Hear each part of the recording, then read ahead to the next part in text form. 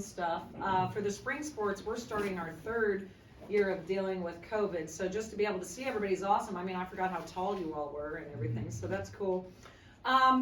I also wanted to thank you. I know, this is the 50th anniversary of Title IX, and as a Title IX baby, I thought, we give a lot of credit to the women and everybody who drives the sport, and certainly well deserved. But I don't think you all get enough credit for what you guys do. If you guys aren't out there covering us, people don't know about us, don't know who we are, and you wouldn't see the progress that we have. So I wanted to give you guys a shout out because I don't think you get enough of it. And as somebody who, as a player 100 years ago, who played in the World Series and who has now seen the sport grow to where softball is right now, one of the predominant sports in the country, I just think what you guys do for us is incredible, and it hasn't gone unnoticed on me. We open up Thursday night, so excited to get going. We have a great field in Florida. We're playing a ton of Big Ten teams. The teams that aren't in the Big Ten were in the postseason last year. It's just going to be an awesome weekend to really show where we're at, show what kind of team we have. And as was stated to me earlier today in the airport, it's so important that we get started right. So we're really looking forward to being down there and obviously in the warmer weather. When we come back home, we got a new video board, very cool. It's part of, we have continual upgrades every year. A couple of years ago we got the berm. We got in our press box, we've gotten new scoreboards, video boards up there, and then this year they added the brand new video board, and it just really continues to show the commitment that we have to women's athletics and the sport of softball here at Kentucky. Honestly, I was not expecting that this year, especially after COVID. For Mitch and our athletic department and the BBN to continue to support us at the level that we are really shows what a special place Kentucky is. And then also just the fact that we've continued to play through COVID. I mean, the SEC is one of the few leagues that has very minimal stoppages, if at all. The sport of softball has been great, and a lot of that has to do with the SEC task force with COVID. Our medical people here with Jim and Bree have just done an outstanding job, and then we have outstanding leadership in Mitch and Greg Sankey. I just can't say enough how cool they are from my perspective. So I wanted to make sure that I recognized that before we started the season. So, are you ready? That's as fast as I get. Yeah. We will go to questions. You don't have to raise your hand or anything. We'll just go like a normal football press conference on Monday. So if you have a question, go ahead and ask it. We'll cut off right at noon. Then we'll go across the hall for the players in the football locker room. And we'll have Caleb Coughl, Renee Abernathy, and Lauren Johnson available. So questions whenever you've got them. Rachel, does it feel like 15 years? Gosh. Well, my hairdresser would say it feels like 15 years. So first thing Chris said to me the other day was like, "You'll be fine for video, for media day because you got your hair done." And I'm like, okay. So it does not feel like 15 years. I can remember our first teams back there. So in that way, just the continued progress, and we're always doing something new, so it keeps it fresh. So I love that. On the other hand, it feels like 15 years. If my first media day, I will never forget it. It was, for those of you who remember Guy Ramsey. Guy Ramsey was by himself with his little recorder sitting in the back, and that was it. And he had like predetermined questions he was going to ask me, and then we projected it out there. So that part seems like it's been a long time. But as far as the players and the success and all that, that's been very fresh and very new. Rachel, let's talk about your pitching going into this season. Okay, that is a good question. Thank you. I like our pitchers. I think that we are very good. We've shown that we're really getting it together the last couple of weeks, which is nice. So important that every pitcher develops their out pitch, and so that's starting to come. It was a little slow at the beginning. They were just trying so hard to be perfect that nothing was moving, they weren't getting batters out. And when they started to focus on getting batters out, they were free to do that. And the biggest thing for us, and that's the biggest question mark, is we don't have a lot of experience on the mound. Our most experienced pitcher is a transfer from Western Kentucky in Kennedy. So, Sullivan's obviously a very good pitcher. She is big time under pressure. She's a winner. And I'm looking forward to seeing her in the big blue and seeing what she can do. Miranda Stoddard has had an outstanding January, and she and Tatum Spangler have the most experience for us coming back. Tatum looks really good. She really worked hard in the offseason on her control of her pitches, and being a lefty, she certainly gets a point, and she can really spin the ball. Miranda's more of a power pitcher and has done a really good job. And then, we have the other pitchers that you haven't heard a lot about. The one who's impressing me the most lately is Stephanie Schoonover. The last couple of weeks, the ball's just jumping. She's throwing hard. She's hitting 66 on the gun regularly. And when you look at her, she's not a very big person, so that's pretty shocking. Sloan Gaines really done a good job learning to become a power pitcher. She's actually changed her types of pitches and has done an outstanding job with that. And then we have our 2 freshmen, and it's funny because they are outstanding. And Izzy Harrison, she is a wild card. We don't know where the ball is going, but when it goes hard and it spins a lot. So she is very, very exciting. And then, of course, we have Alexia Lakatenna, who was in the Olympics. She's got a lot of big game experience. She's an outstanding pitcher as well. So we just got to figure out how to put it together as a staff. We have plenty of people, and now that they've developed their out pitches, but we just don't know quite yet how we all fit together. So that's probably going to be the biggest thing we're assessing the first weekend. Rachel, it seems like whenever you got upset in the past, it's always been about defensive errors. I mean, you guys look like you're going to be pretty strong this year. Talk about how the team is going to be defensively. Yeah, it's funny though, when the ball's coming off the bat 75 miles an hour at the distance we're talking, it's really easy to make a lot of errors. And so the thing that we've focused on is just being really quick to the ball. And I have been most impressed. Erin Coughl right now looks outstanding defensively. Of course, everyone knows about what a great bat she has. And last year at this point, we didn't even know who was going to start at shortstop for us. It was, she and Emmy Blaine were battling it out to see who was going to start at shortstop. And on opening day, I was just like, you know what, I'm going with Erin. And she was outstanding that day. But when you're young, when people are running around, you have hit and runs and stuff like that, it's a little bit of a challenge for you in softball because it's such a quick sport.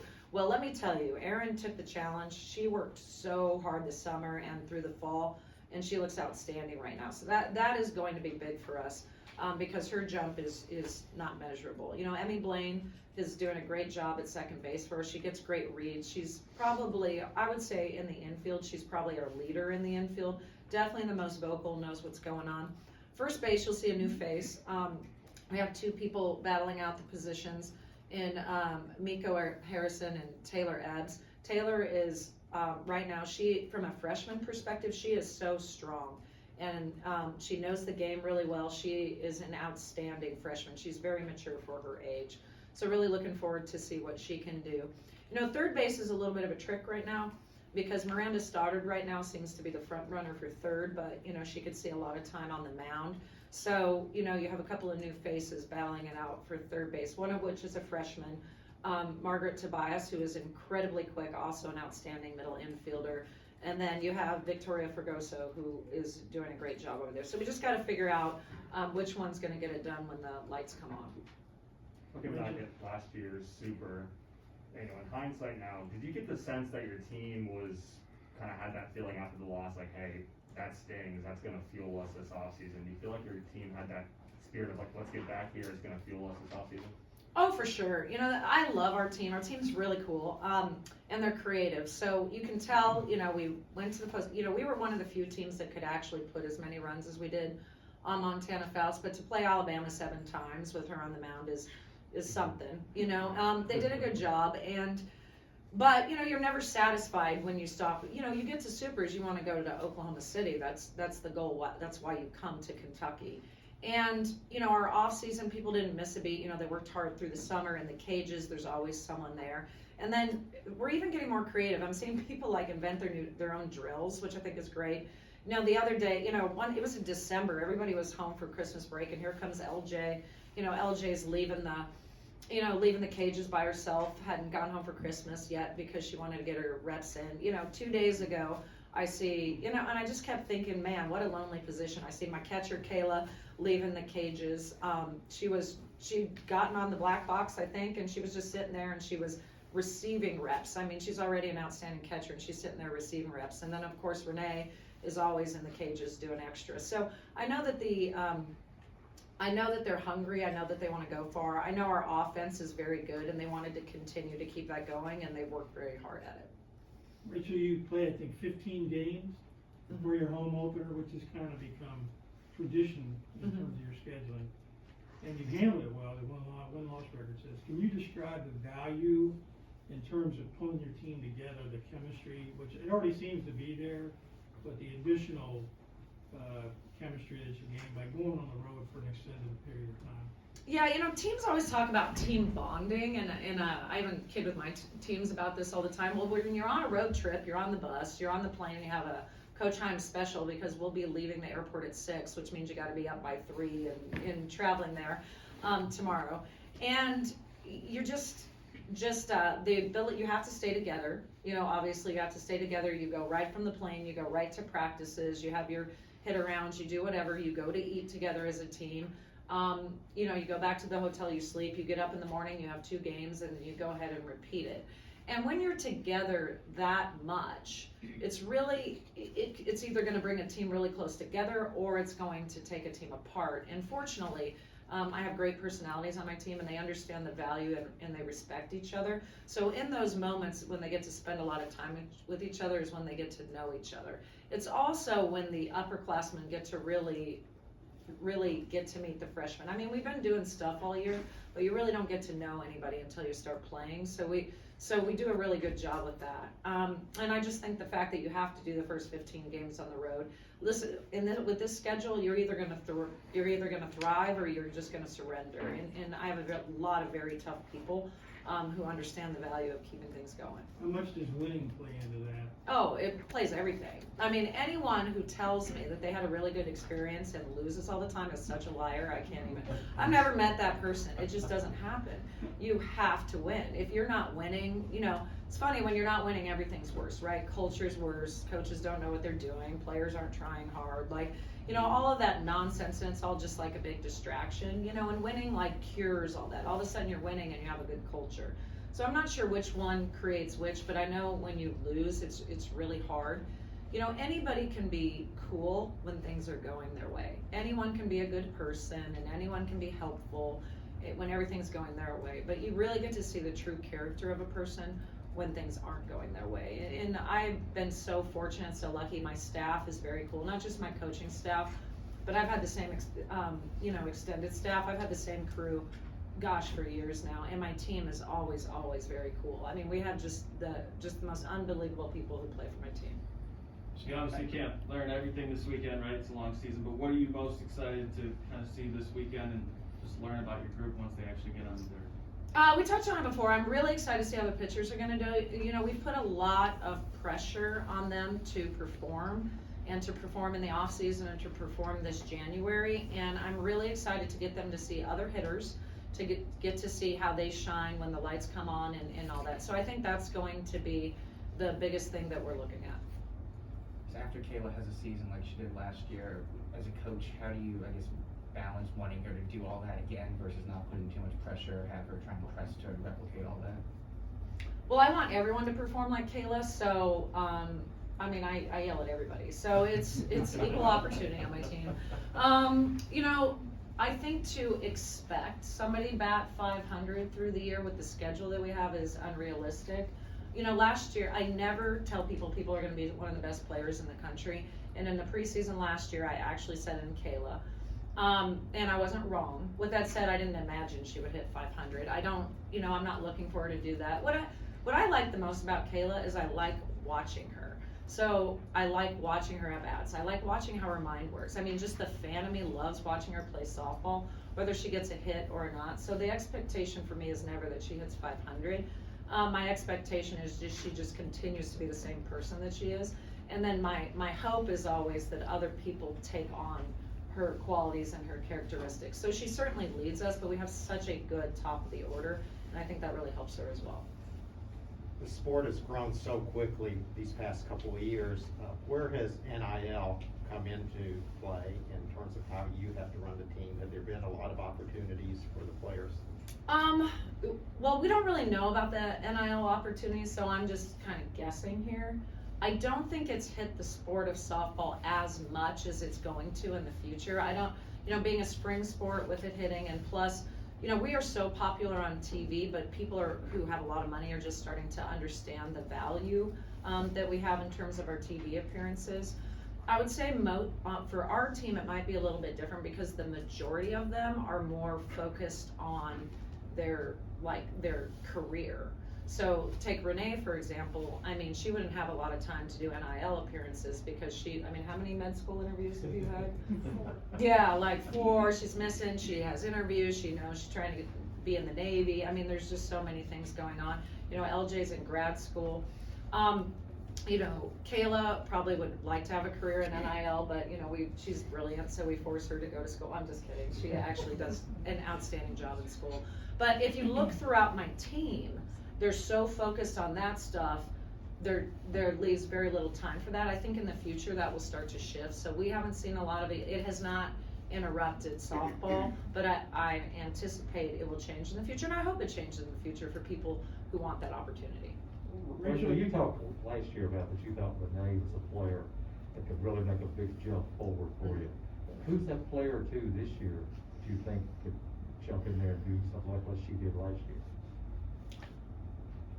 Okay, well, I would say right now, the person who is unexpected that is doing the best offensively for us that I've been really pleased with is Emmy Blaine. She has made a tremendous jump in what she's done offensively. Miranda Stoddard has also made a very big jump in the lineup, which is great because we have a lot of proven left-handed hitters and we need to get more proven right-handed hitters. And so I've been very pleased with them. I think Emmy Blaine really has the opportunity to shoot up if she can work her process and she can stay in the moment and keep her rhythm, do everything that she's been doing.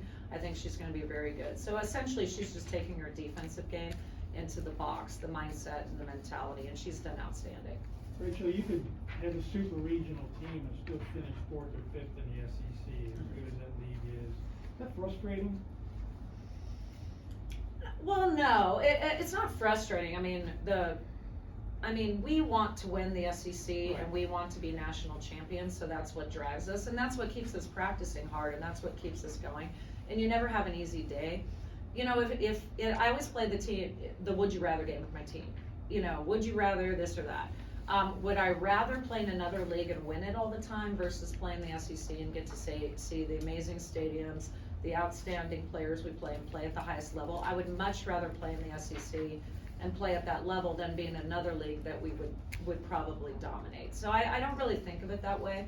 You know, I love the fact that our players can watch other outstanding players on other teams and they can bring that to their own game. I mean, I love the SEC. There's no place that I think a player should rather be. I love the coaching in the SEC.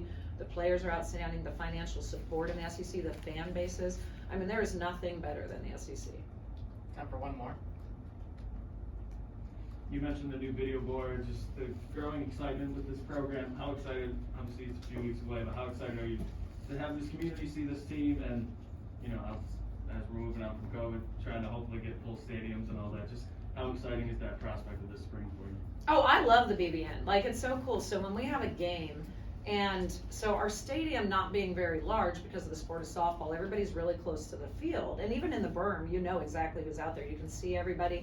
You know, we have a very faithful fan bases out there, and I can see literally everybody who's sitting in the bowl, and you've gotten to know them over the years, and it's really exciting to see them come in for the first time and they get their first look at the team and they just get so amped up. And I think that's one of the reasons we are so successful when we host regionals here, is because the fan base is just so cool. And you know, as much as I love going to the warm weather, I'm looking more forward to when the weather changes and then we're back here in Kentucky with our people.